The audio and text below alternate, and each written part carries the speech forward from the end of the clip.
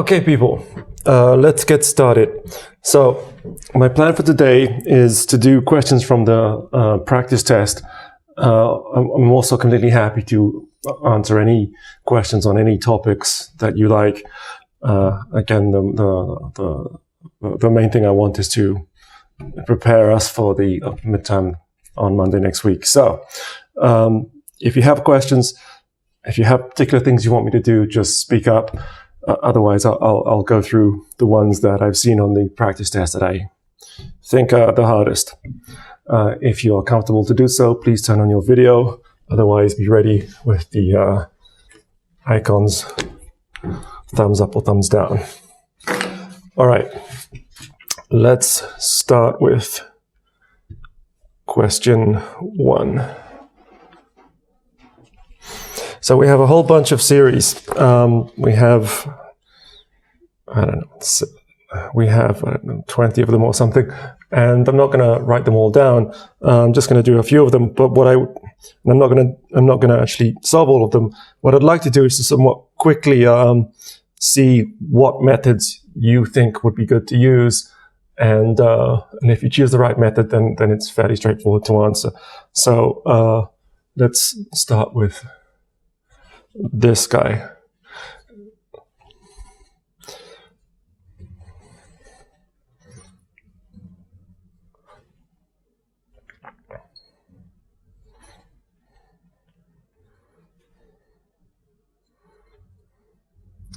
First, I'm going to survey to see if you think it converges or not. So give me a thumbs up if you think it converges and thumbs down if you think it doesn't. We have a lot to do, so let's have feedback as quickly as you can do it. Okay, you people think it converges. All right, somebody volunteer the method. How do we know it converges?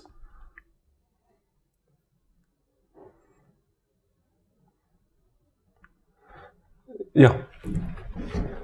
So if we look at the graph of cosine, it does this.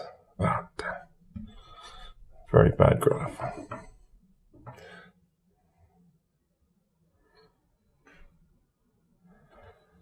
This is the graph of cosine, right? This is pi, this is 2 pi.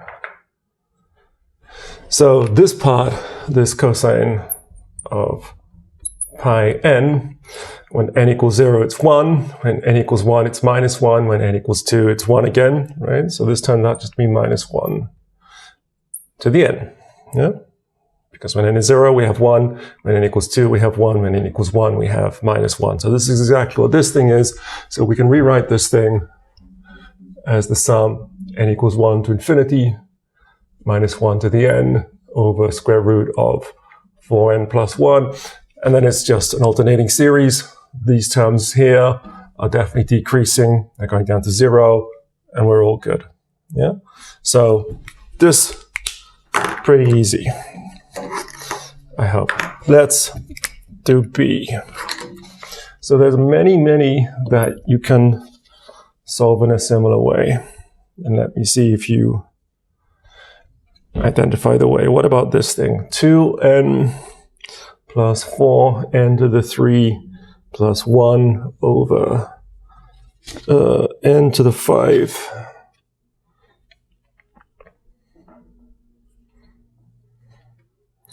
Plus 6n minus 2. Okay, thumbs up if you think it converges, thumbs down if you think it doesn't.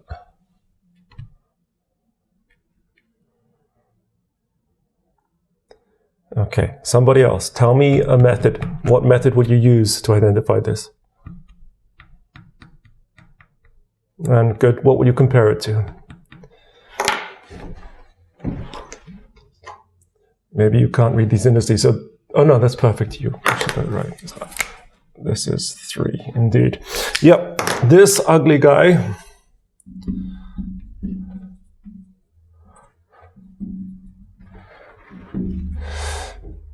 is when we just care about the leading order terms. We can marry it to the beautiful guy, which is 1 over n squared. Because leading order term on the top is 3. So this is like 1 over n squared for large n.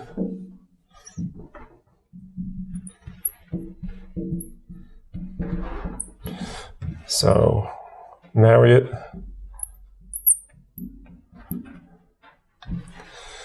to 1 over n squared, and 1 over n squared converges.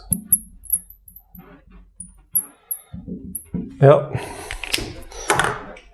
Easy. Let's do, well, if you look at this list, there's just many of them you can just quickly answer with the limit comparison test or the comparison test. Let's do G. What about this thing?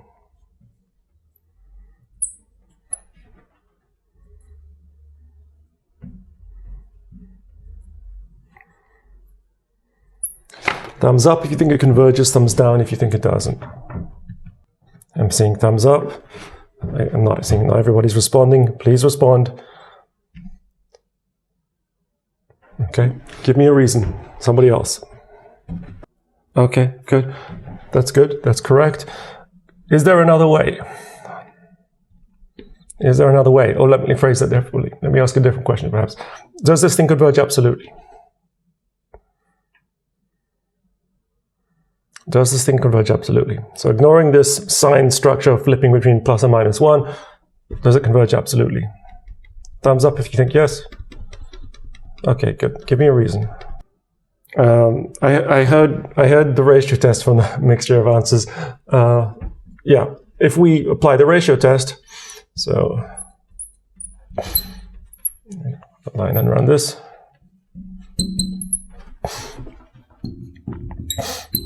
Then this guy here, if we take the absolute value, we don't care about stuff anymore. We don't care about the sign anymore.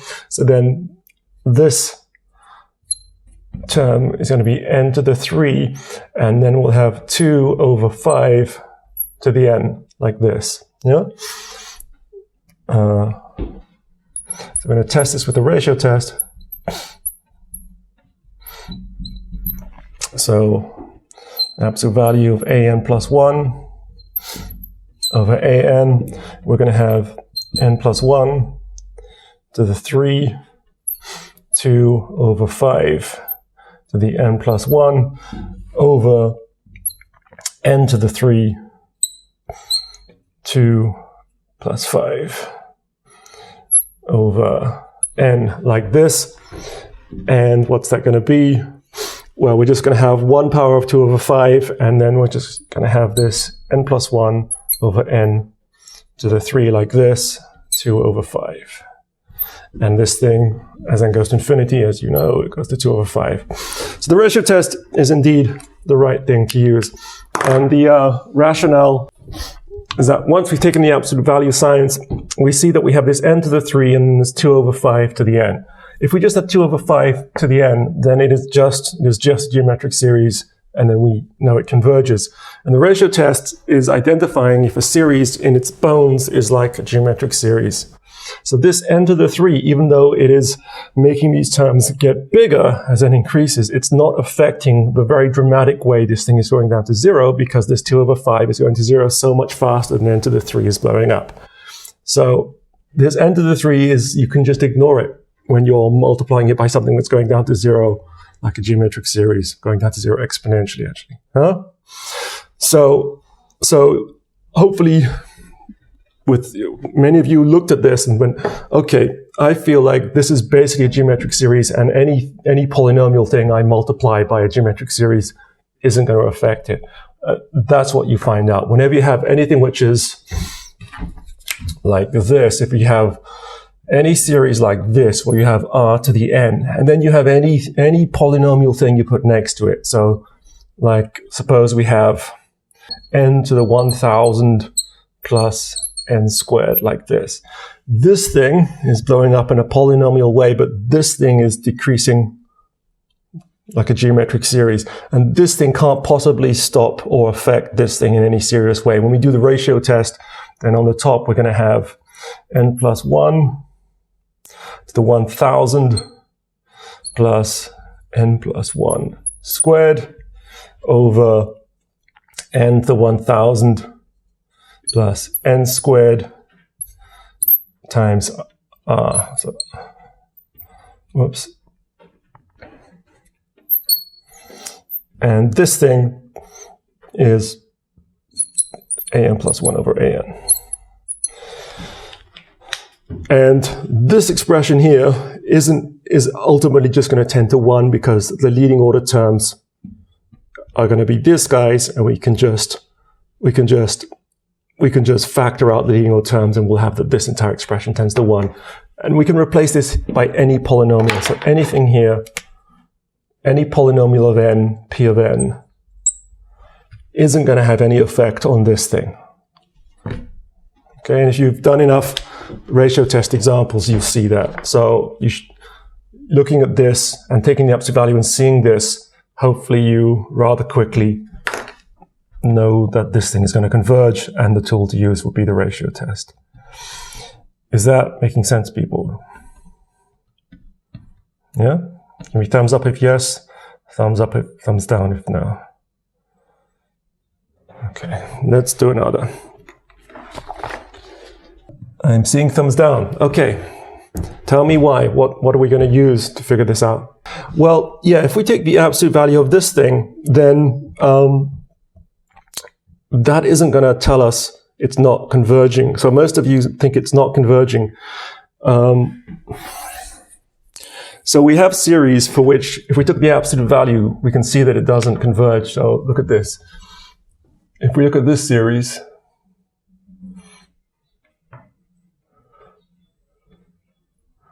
yeah, and if we took the absolute value of it,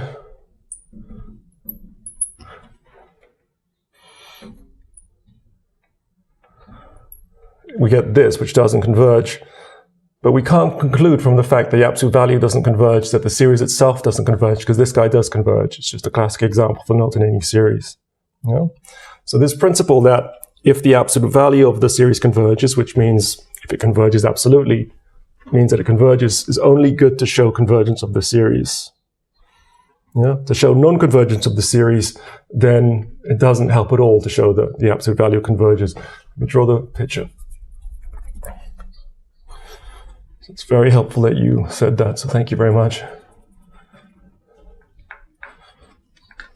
So this is the picture I keep drawing. So this is the blob of all things that converge, and the things that converge absolutely is this special subset of them here, which lives inside the set of things that converge.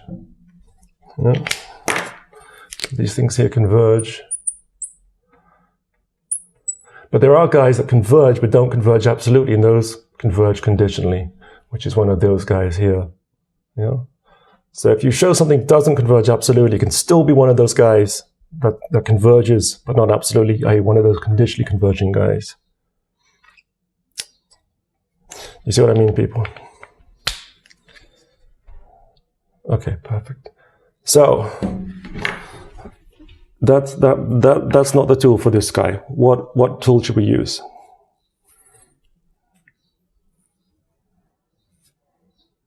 What tool should we use? Come on, doesn't matter if you're wrong. I really appreciate people who have the courage to tell me what you're thinking. What do you think about this thing? So I read it again.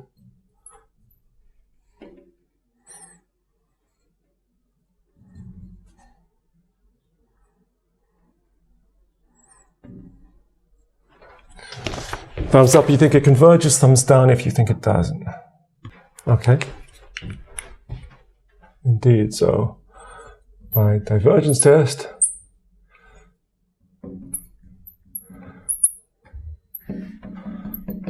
if we look at the limit of these terms,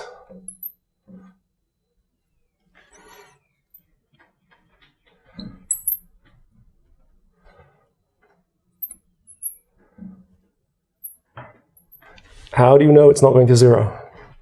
Yeah, let's suppose you were doing this in a free response and you have a really picky examiner.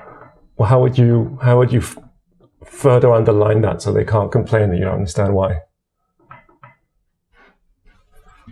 Let's try and express that more emphatically in the language of maths. How would you do it? We have a language to be able to be precise about this. Your intuition is correct, but how are we going to be precise about it? Look at the structure of this. We're trying to show that this thing is not going down to 0. Yeah? And it's a complicated looking expression, so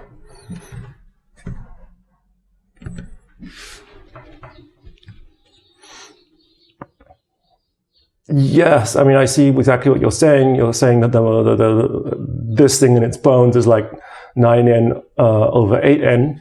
We could try and use the ratio test. Indeed, that would be a thing we could do, and that would actually work. But let's avoid the technology. Let's use the divergence test and try and just use the intuition that this thing is not going down to 0. In fact, it's not only not going down to 0, it is blowing up, right? Because the 9 over n on the top is dominating everything else, yeah? Okay, so let's use our language of maths. Let's break it down. This is a complex expression. We think it's going up to infinity. A neat thing to do would be to show that it is bigger than something which is also blowing up, but that is less than it. Yeah? So if we can show that this is bigger than or equal to something here, yeah, which we can more easily analyze, but which is also going up to infinity, then that would show what we want. That would allow us to apply the divergence test. See what I mean? Yeah? All right. So what thing can we put here that is simpler than this thing?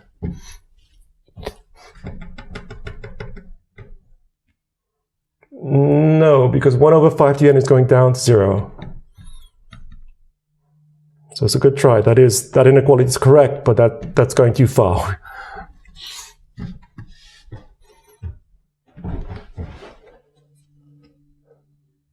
Yeah, we could do that. That's definitely true, right? Because adding this n to the 4 just makes things on the left-hand side bigger. Yeah?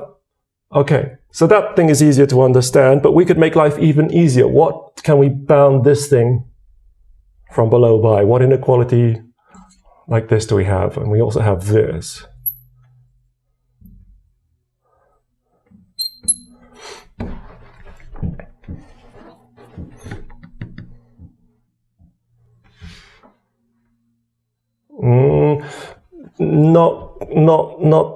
Not the case, because look, if we have this 9n over 8n plus 5n, this thing on the bottom is bigger because of this plus 5 to the n. So if we just take it away, it's no longer true that it's, let me write this in the language of math. So look at this. This thing here is actually this thing here is actually bigger than this thing here.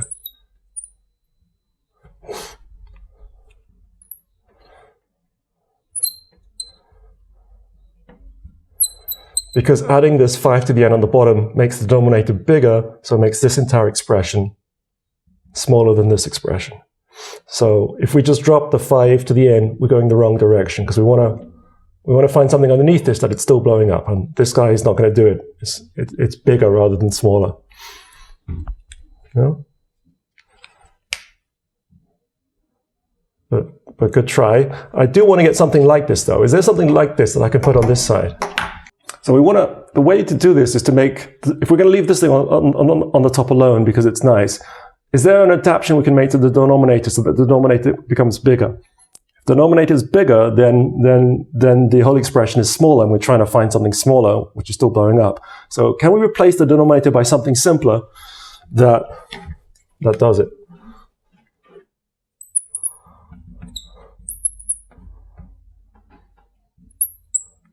Excellent, yeah. So what if we do this? Yeah, so that's the same as, instead of having 8 to the n plus 5 to the n, if we have 8 to the n plus 8 to the n, in other words, 2 8 to the n, then for sure this thing is smaller because the denominator is bigger. Yeah? And then that thing, so let's go down here, that thing is just 1 over 2, 9 over 8 to the n. Yeah? And 9 over 8 to the n is blowing up.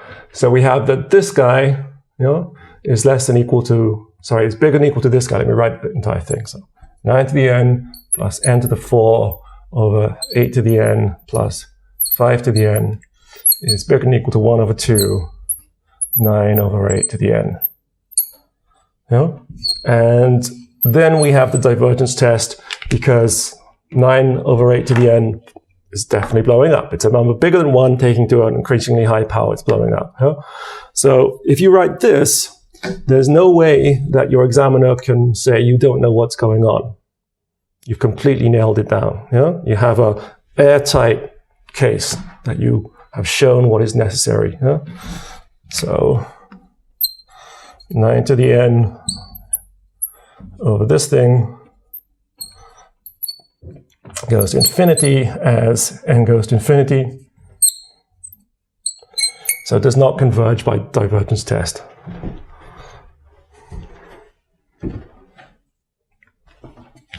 Are you with me, people?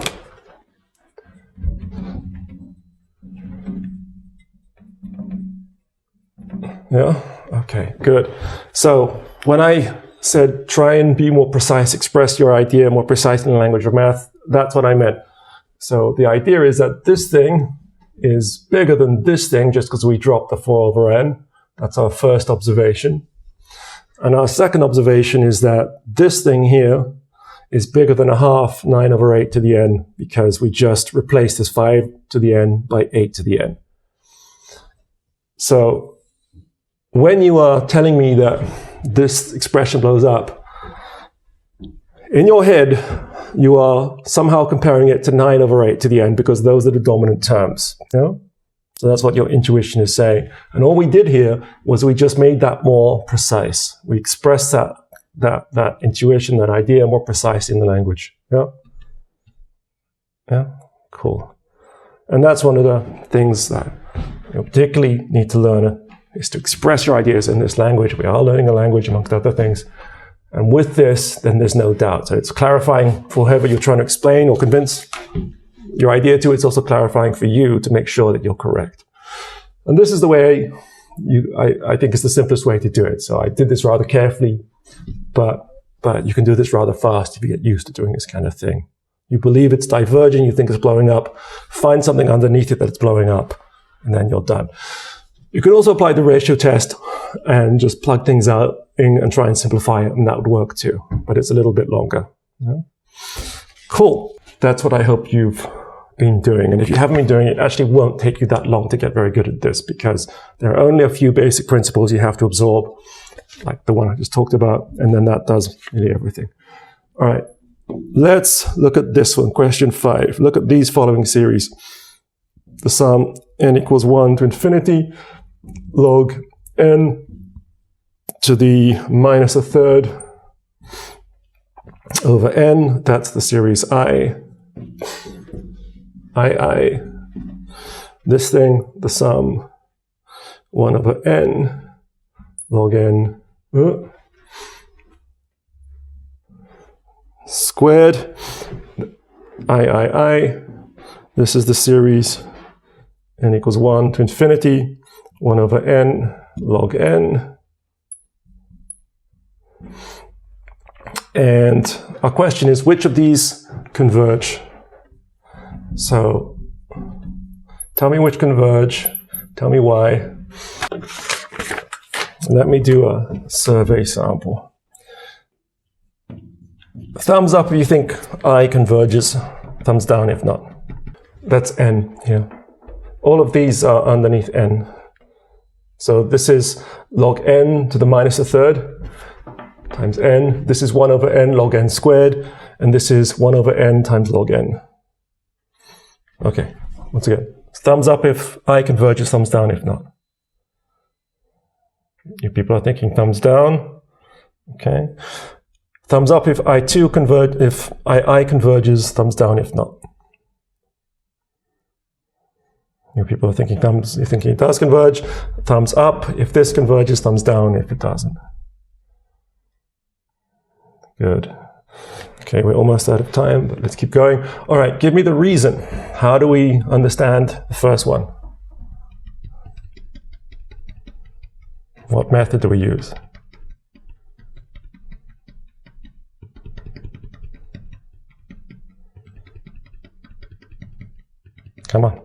There's a reason why you all had this answer. How did you know it? That's a natural thing because you look at this 1 over n and you know that log is incredibly slowly growing, yeah?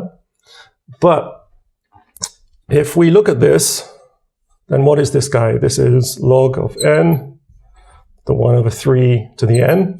And most of you people thought this thing doesn't converge, right? And if we consider 1 over n, what is the relationship between these terms here? What's the relationship?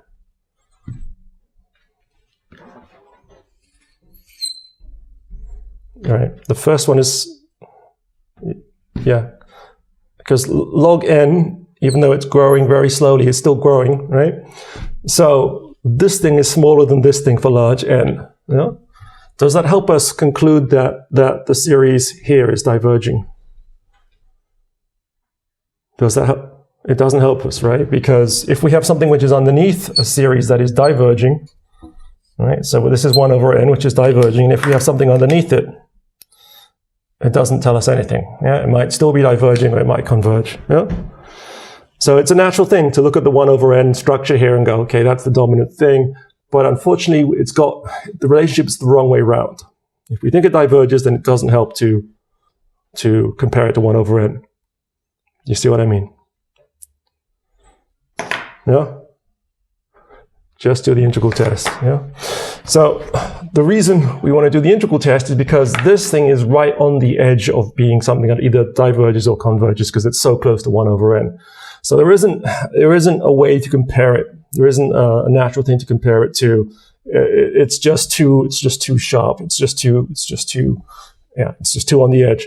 So we have to bring out the heavy equipment of the integral test to actually figure this out, right? So we talked about these log n type expressions before. These are often guys where you can't use any of the other tools except integral test because they're so close to either converging or diverging. So if we apply the integral test, we have to find a continuous function that recovers this sequence. What's the function that does that?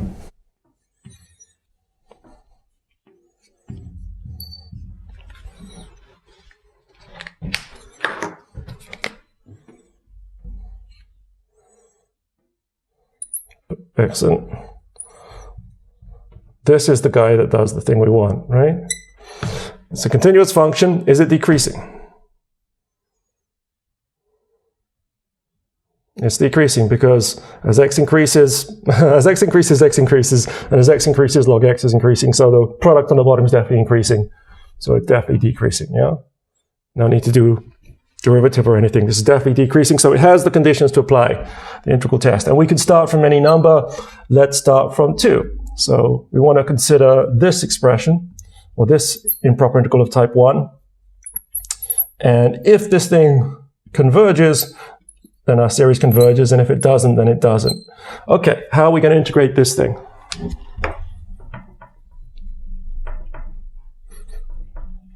U sub, what's the U? Yeah. So U equals log x. Du by dx equals 1 over x. So du equals dx over x. We see the dx over x structure here. Yeah? And then we can just replace this thing. So this thing, we're going to take the limit as r goes to infinity of 2 to r 1 over x log of x dx, and then with the u sub, this becomes the limit as r goes to infinity of log of 2 log of r. Running out of space. Also running out of time, so feel free to leave at any time. I will do, as is normal, at least one more example, this time of an error test. So we have this, and then this becomes just 1 over u. Oops, this is 1 over 3 here. This is 1 over u to the 3 du, and as r goes to infinity, this is the integral from log 2 to infinity of this thing, which doesn't converge because this is the standard p-test, which we know well will only work if we're integrating 1 over u to the p where p is bigger than 1. Right?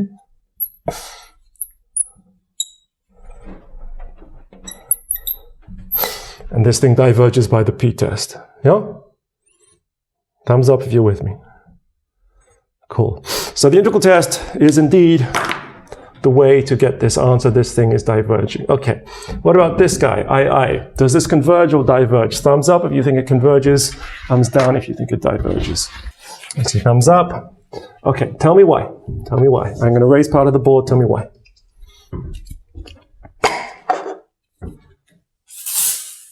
But the integral test for sure nails it down. In fact, we can't easily compare it to anything because again, it's this thing which is right on the edge of being either convergent or divergent. It's a series which is very close to 1 over n. But in this case, it's just going a little bit faster down to 0, fast enough for it to actually converge, which we can see by the integral test. And if you do a number of these, then you find out that the integral test has the same structure all the time, that you're going to do this u sub u equals log of x, and then you'll just end up with this integral from whatever, something to infinity of 1 over u to some power. In this case, the power would be 2, and therefore it converges. Yeah? So we can understand these guys pretty quickly. So the third guy was this guy.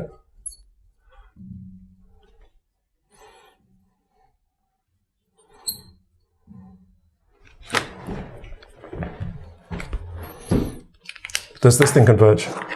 Thumbs up if yes, thumbs down if no. Yep, exactly. It's the same structure again. Yeah? There's no easy thing to compare it to. We're going to consider the integral.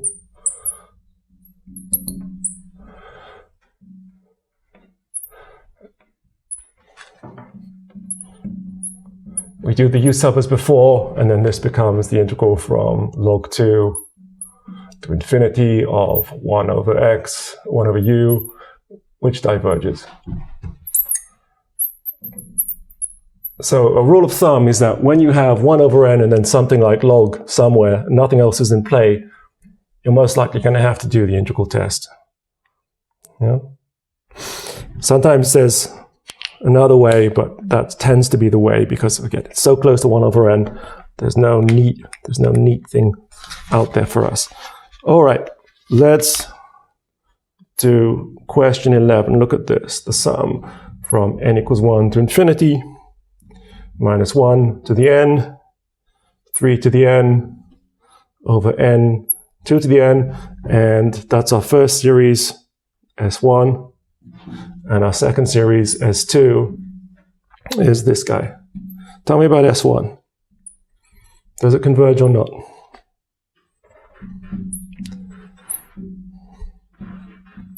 Thumbs up if it converges, thumbs down if not.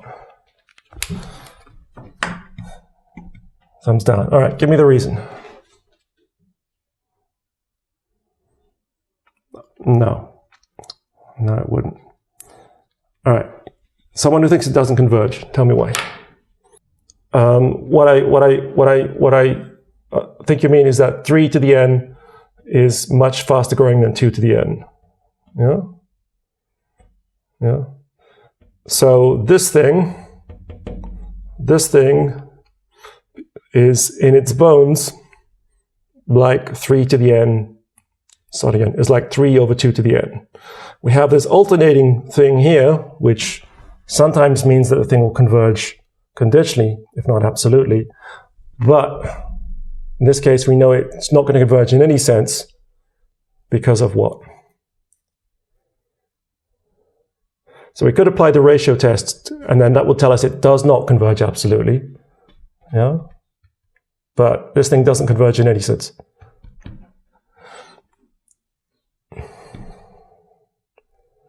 Yeah, but if we compare the absolute value, then that'll tell us about the series when we take the absolute value. So it'll tell us about the absolute convergence of the series or otherwise, right? And someone quite reasonably suggested maybe it converges conditionally. Maybe this minus 1 to the n thing allows it to converge. But I claim no. And why do I say no?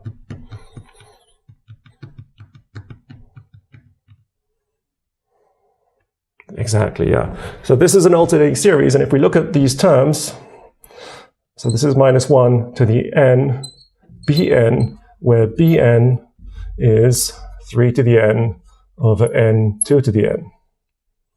Yeah? And this thing will not be going down to 0. In fact, it's going to blow up. Is there a way we can show it blows up? So intuitively, we know it because this is just 1 over n, like this.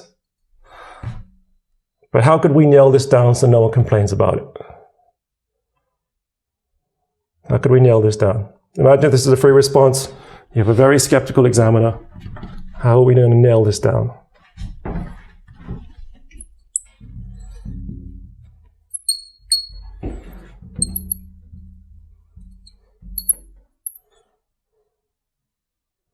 I've written this wrong. That's a really good idea. And yeah, we're going to use the divergence test, but we want to say that this thing is going to infinity in some. We want to nail down that this thing is going to infinity as n goes to infinity. We want to say that in a way that no one can doubt we know what we're talking about. So how do we use it? How do we establish this thing? How did we do this before? I mean, we have a number of tools, but so anyway, but we saw something similar to this before. We saw some guy we thought was going to infinity. We had to nail down for sure that that was what was happening. How did we do it before? But generally, if you use something and show that it doesn't converge, it doesn't mean the terms are not blowing up. So what I mean is, if you have a way to show that your terms, what we're trying to do here is to show that these terms don't go to 0, right? And if we found a way to show that this series doesn't converge, that doesn't imply the terms don't go to 0, because if we have this thing, then this thing doesn't converge, right? But the terms do go to 0. So we can't go from the fact that something doesn't converge to show that these things go to 0. We can use the ratio test on this thing overall to show that the absolute value of this thing doesn't converge, that it's not converging absolutely, but that's not our question. Our question is, does the thing converge as it's written? So if you did this by the ratio test on an exam and your examiner marked you down, I would not be able to convince the coordinator that you actually knew what you were talking about because of this reason. He would say, all this person has shown is that the series of these terms diverges. We can't conclude from that the terms go down to 0. We can't apply the divergence test. In order to kill the convergence of this thing, we have to use the divergence test. And we can't use the divergence test from this kind of thing, that the sum of the absolute values of the terms diverges. Do you see what I mean? Is that making sense to you? If not, talk with me in office hour after this class, and when we'll go into more detail about it. But I see why you say this, and it's the right intuition. It's just we just can't make it work. All right, so we either do this or we do something else. What could we do? We want to look at these terms. We want to show that they go to infinity. If we look at our functions here, if we look at our functions, okay, no, let's not use these ones. Let's use different functions. If we look at these functions, so let's let f of x be 3 over 2 to the n, and let's let g of x be just x, then this stuff here is like f of n over g of n. And we want to look at the limit as n goes to infinity. Yeah? And as n goes to infinity, then f goes to infinity and g goes to infinity. But we want the limit of the ratio. So what tool comes to mind when you have that situation? By L'Hopital's rule. Since limit as n goes to infinity of fn over gn is, this is just from the pictures, this is the same as this thing, the limit, clean this properly. This is the same as the limit as x goes to infinity of f of x over g of x, right?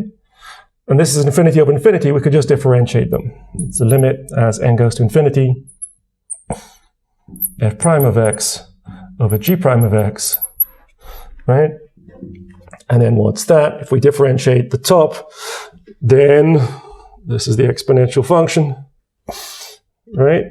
oops, there should have been x, not n. So we know how to differentiate this guy, hopefully, from calculus 1, right? So f prime of x equals log of 3 over 2 to the x, right? That's the property of exponential functions, that when you differentiate them, their derivative is just a constant times themselves, and e to the x is just this guy, which is this particular convenient property, the derivative is itself, yeah? So this guy is the derivative of f. Derivative of g, of course, is just 1, right? So this is the same as the limit as x tends to infinity of log of 3 over 2 times 3 over 2 to the x over 1. And for sure, that's blowing up. Yeah? So this thing is in self-infinity. Yeah? Which means that this limit's infinity, which means that our series is going to infinity. Okay, is that easier than this? Is that making more sense? Okay, good. Yeah, this is using the big machine now. This is using the L'Hopital's rule. This involves remembering how to differentiate 3 over 2 to the x. Yeah, this isn't that simple either, but we can do it. So this is kind of a subtle question, right? This is a bit subtle. Definitely doesn't converge absolutely. You can see that in lots of ways, but the question was, does it converge? We have to use the divergence test, and it's a bit of thoughts required. Yeah. So this is one of the trickier questions. All right, let's end with this guy. What about this guy? Thumbs up if it converges, thumbs down if it doesn't. Okay, and implicitly, so the question is, does this thing converge? And your answer is yes. Implicitly, you've used something there. You've used some principles that we've learned. What principles have you used?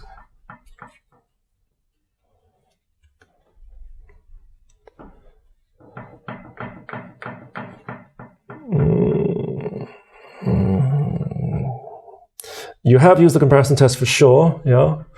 But what else have you used?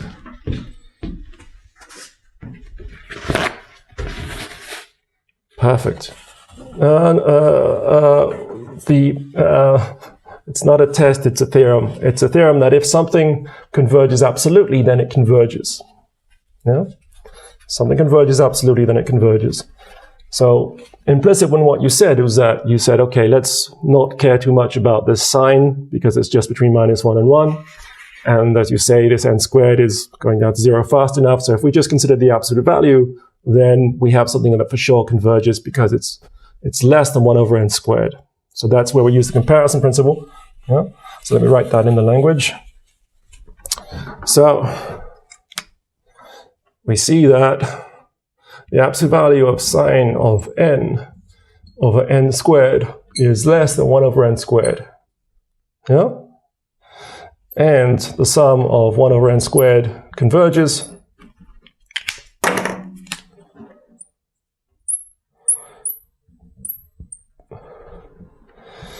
So,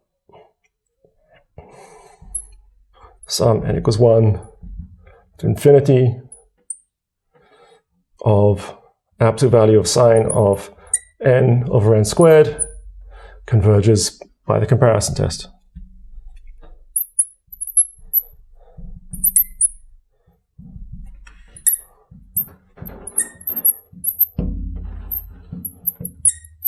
Yeah?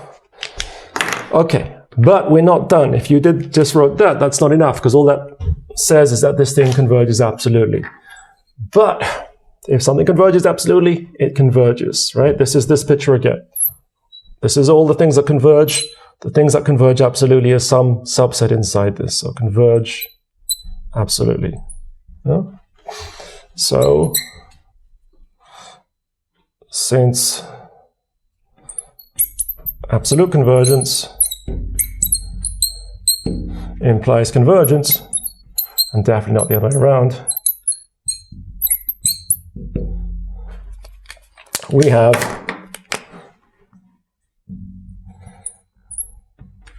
that this series, let's call it star, converges.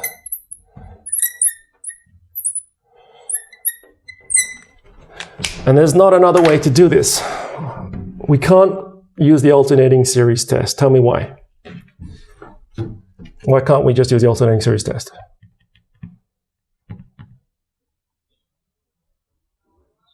It's not an alternating series. It's not an alternating series, right? So the graph of sine looks like this. Right? So the first couple of terms are positive, and then as we cross over here, we have negative terms. So it's not going plus minus, plus minus. It's not an alternating series. And this is the only two tools we've learned to deal with series which have signs that are positive and negative are the alternating series test and the fact that if something converges absolutely, then it converges. So when you see this, think, okay, it's not an alternating series. It does have plus and minus terms. So it's got to be that other thing, that absolute convergence implies convergence. And indeed, if we look at the absolute value of this, it's easy to see that it converges. Yeah? Cool. All right. Everybody happy with this? Yeah?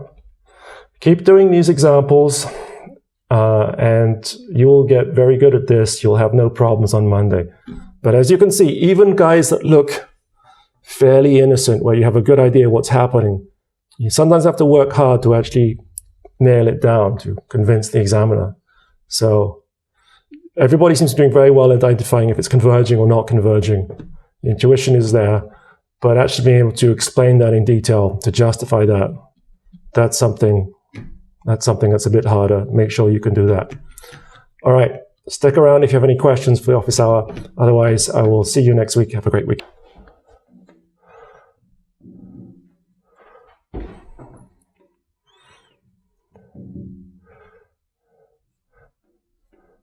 Oh yeah, this is a fun one. Okay, cool.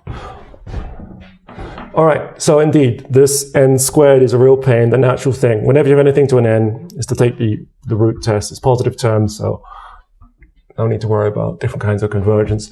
So if we take the nth root of this, then we have n over n plus 1 to the n.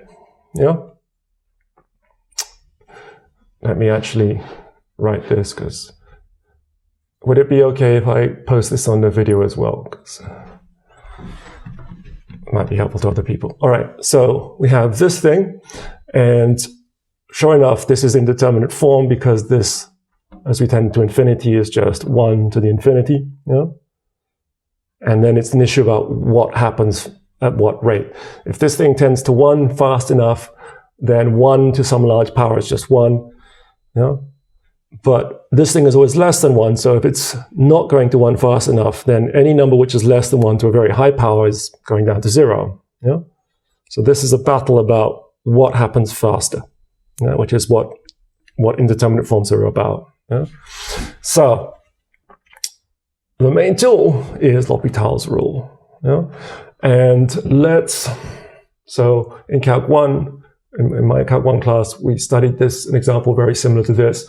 Let's clarify a little bit the fact that it's tending towards 1 by dividing top and bottom by n.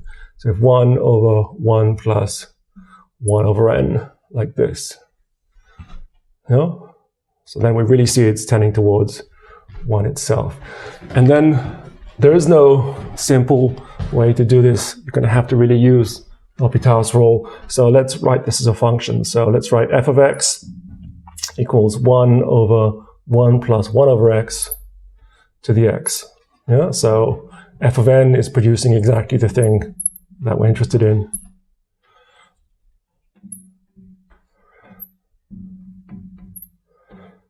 Yeah. So if we figure out what's happening to f of x as x tends to infinity, then that's going to tell us what's happening to f of n, right? So we want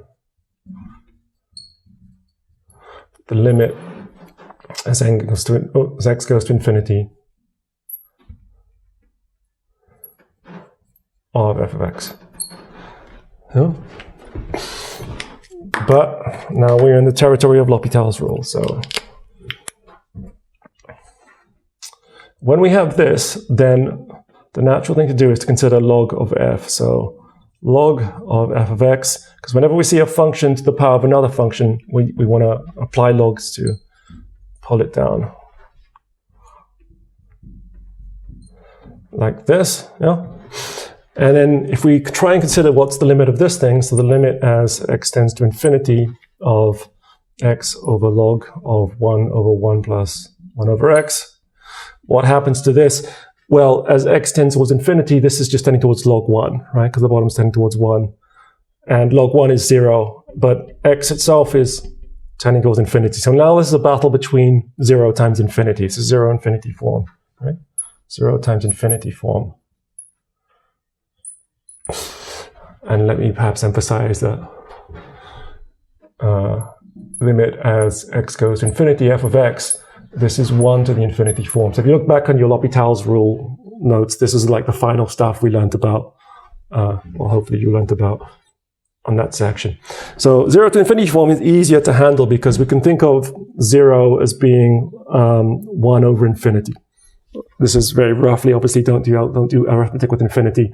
But if we look at this guy, we can rewrite this as the limit as n goes to infinity of log of 1 over 1 plus 1 over x over 1 over x.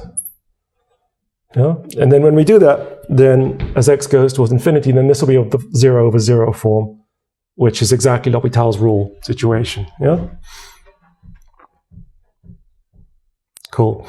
And I want to make my life as easy as possible, so I don't want to differentiate more than I have to. And as x goes to infinity, I see that this 1 over x is just going down to 0. So let me just change the variable. So suppose I let y be 1 over x, then x going to infinity is the same as y going down to 0. Yeah?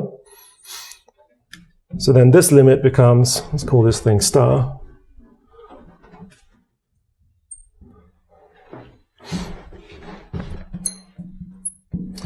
is equal to the limit as y goes down to 0 of log of 1 over 1 plus y over y itself. Are you with me? Cool. And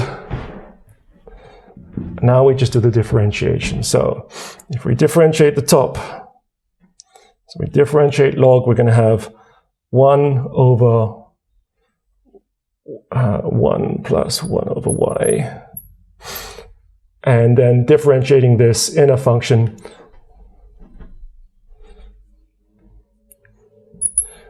we're going to have, this is messy, put this out of the way.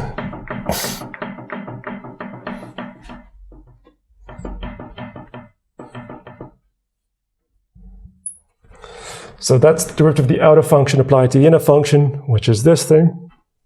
Yeah. And then if we differentiate the inner function, we have we have 1 plus y squared, and then we well, I mean this is just this. It's just 1 over this thing.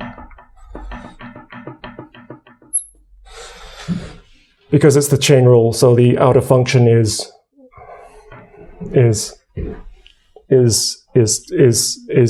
to the minus, okay, is to the minus 1. Let me say that better. So look at this. Log of 1 over 1 plus y is like log of 1 plus y to the minus 1. So when we differentiate 1 plus y to the minus 1, oops, I've dropped the minus sign, then it is minus 1 plus y to the minus 2, and then we differentiate the inner function of this, which is the 1 plus y, derivative of 1 plus y, respect to y is just 1. So this expression is like a function composed with a function composed with a function. But its derivative is this thing. Yeah? And we can clean this up a little bit. So that is just the derivative of the top, and the derivative of the bottom is just 1. Yeah? And what do we have from this? Then this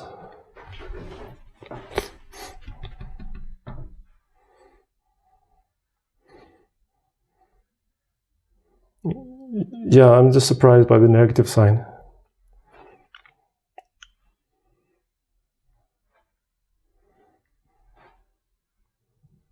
it makes sense. It makes sense, yeah, because then log is negative in this region. Indeed, it's -1. There we go. Because we have here this thing right here. We have this thing right here. Yeah. So as y is going down to 0, well, it depends on the sign of y, but if y is going down to 0 is a positive number, then we have something which is a little bit negative. Yeah. So geometrically, we have something which is a little bit negative divided by this quantity here. We can also think about this as the derivative, which is how we've done this kind of thing before.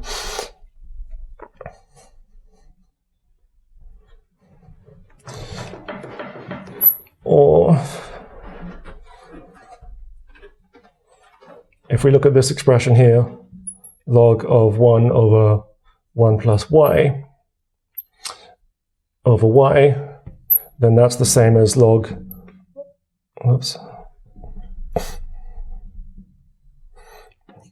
log of 1 over 1 plus y minus log of 1. Log of 1 is just 0, so that changes nothing. Yeah. So then that's the same as the derivative, well, the limit as y goes to 0. That tends to, as y goes to 0, the derivative with respect to y of this function, log of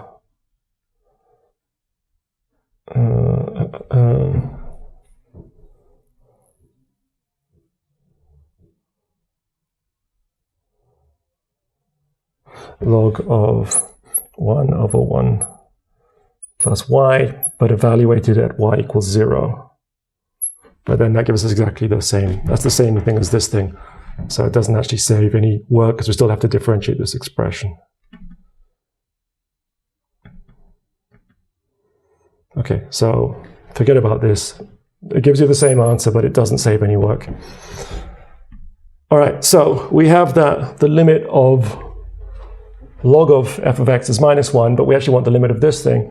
So the limit as x goes to infinity of f of x is the limit as x goes to infinity of e to the log f of x.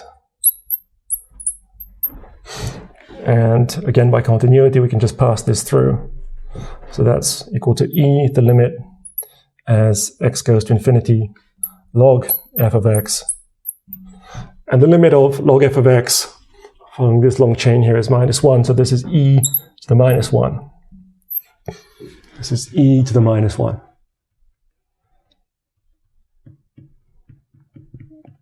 Cool. All right, so tell me about the convergence of this series.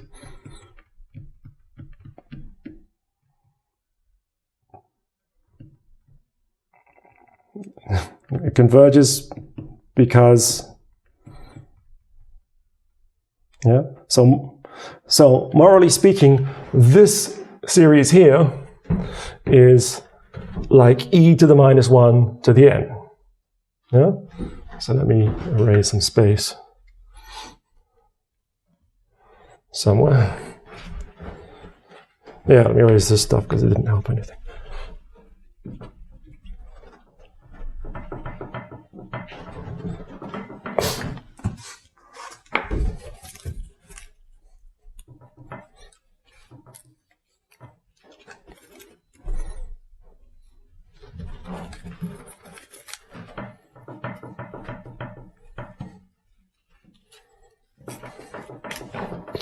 So morally, this series